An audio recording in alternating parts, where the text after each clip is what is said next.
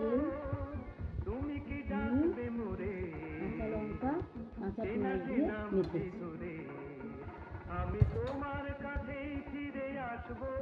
ডিম ফাটিয়ে বেসন দিয়ে কাঁচা পেঁয়াজ কুচনো, লঙ্কা কুচনো দিয়ে বড়া ভেজেছি।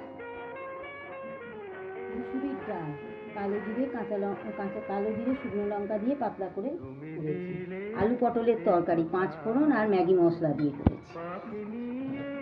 মাছের ডিম ভেজে আলু দিয়ে তরকারি করেছি, আদা রসুন পেঁয়াজ টমেটো গরম মশলা দিয়ে। আমড়ার টক, স্যালাড,